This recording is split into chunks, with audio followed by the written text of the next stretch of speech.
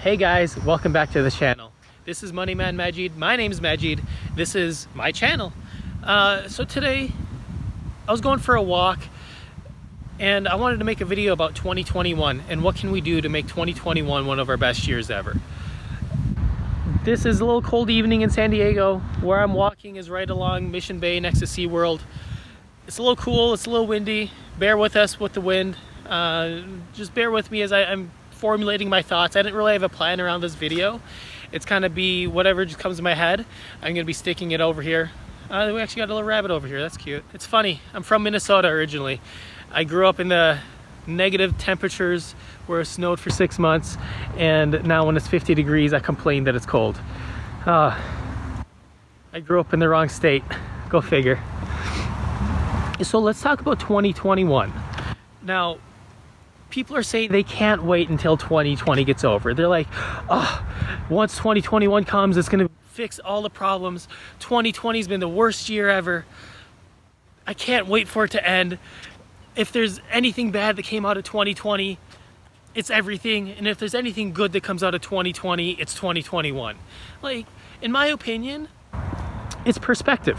When we're looking at 2020 in a negative light and thinking 2020 is the worst year ever, it's probably gonna be that worst year ever. In my experience, 2020 has actually been the best year that I've ever had. Now that's maybe sounding weird to a few of you. When I have looked back and reflected back to what 2020 has given me, it's given me a lot of self-reflection and understanding of who I am. It's given me a lot of peace within my life, and it's also given me a lot of financial growth and additional opportunities that I never had any other year. I've gained more growth this year through my online sales and businesses, eBay store, websites, than any other year before. I've been able to bring in more items from China at new levels that I've never done before and learned new things about importing, new things about the regulations of the shipping lines, of bringing in an entire shipping container of product in 2020. Now, this year actually went from no growth initially in January to bringing in 2 entire shipping containers from China myself. When I think about that and the opportunity that's given me, it's huge, and I'm very grateful for that. And that actually reminds me of another point that I need to be aware of with 2020. It's taught me to be grateful. We need to be grateful for the things that life gives us. We need to understand that life is short. It could be replaced at any moment. And the more grateful that I am, the more appreciative I am of the things that I have and the opportunities that are being presented to me. Now, many people are like, well, 2020's allowed people to grow and get new things, but at the same time, 2020 has also caused people to lose their jobs. It has also caused people to become sick. And this is true. I can't deny that. And it also has taught us that we need to be much more self-reliant amongst ourselves and for ourselves. We can't always be relying on our government to give us a handout. Because if we look at this, our government's given us $1,200 initially. Now they're giving us $600, maybe $2,000 if Trump gets his way. But reality, that's a joke. If you're expecting to have the government give you a handout and use that to live your life, that's not really living a life. You're not allowing yourself to do what you want to do because you're expecting the government to give you this handout. Now, this is where I'm getting to the point.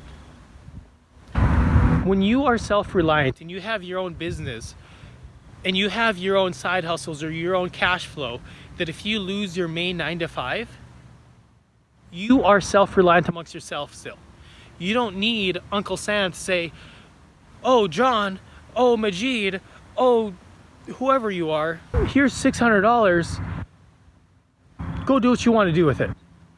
You can go make your own sales and make your own money and be self-sufficient and be happy you got an extra $600 bonus, but it's not going to be life or death. by getting that $600. And this is where we need to create 2021 as the year of the biggest growth that we can ever have. When we set a plan, when we have a goal of what we want to achieve, we are taking our own control back and making things at a much better, I suppose, like a growth opportunity for yourself. So what I've already done for 2021 is I've created a plan and set this plan in place. I've created goals and I've put those goals as part of this plan. And I've also set milestones.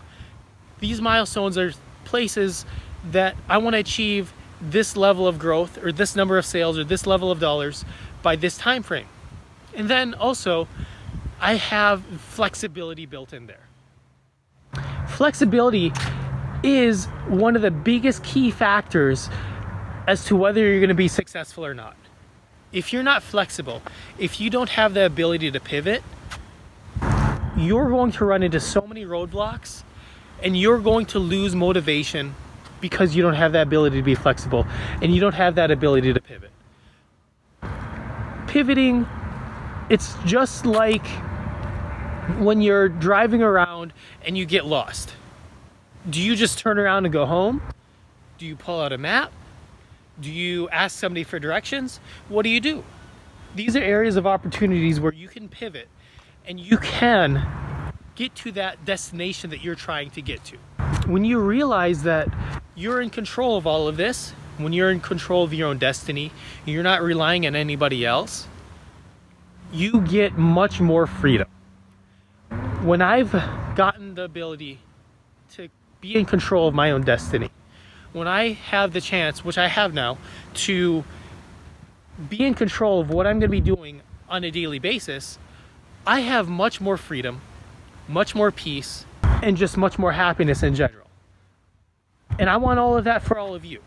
So 2021, let's each of us make a commitment to make this our best year ever. Let's look back at 2020 and but actually reflect back upon it.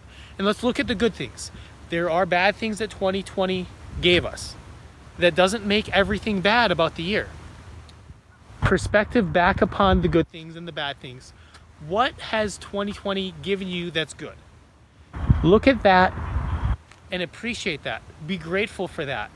If it's given you the ability to work out more, if it's given you the ability to spend more time with family, these are all great things that you didn't have before. Now the fact that you're able to do that and spend more time with your family, with your kids, maybe exercise more, maybe earn more, maybe even just be giving you the time to watch this video and get some ideas of how can I improve myself? These are all great things. I don't want you to lose hope because 2021, it's not going to be any easier than 2020. There's going to be its own challenges that come along with it. If you're expecting that just the changing of a 0 to a 1 is going to fix everything, that's not quite the case. It's going to take from within, from the personal level, growth within yourself, creating a plan and executing on that plan to be able to achieve these levels that you want to achieve. So what are we going to do? Find those plans that you want to do. Set those goals down. Execute on these goals and have the ability to pivot within these goals as well. Make sure the goals that you're setting are realistic. If you're setting an astronomical goal of something that you've never done before, like I want to make $150,000 this year, but the most that you've ever made is $45,000, that's not really realistic. Maybe set a goal of I want to sell $10,000 worth of stuff on eBay, or I want to flip 10 things online with Craigslist throughout the year. Figure out what you want to do, what that dollar level target that you want to achieve is, and create that plan. If you're going to be selling furniture, if you're going to be flipping cars, if you're going to be selling computers or pieces of paper or plants or animals or bricks that you find on the side of the road, it doesn't matter. As long as you have a plan and you're able to execute on that plan, and you're able to pivot throughout time to make sure that you're still on track with that plan, you're going to be definitely much more successful in 2021 than we were in 2020. Another thing that I want to touch on is making sure that you're keeping your mind and eyes open for new opportunities.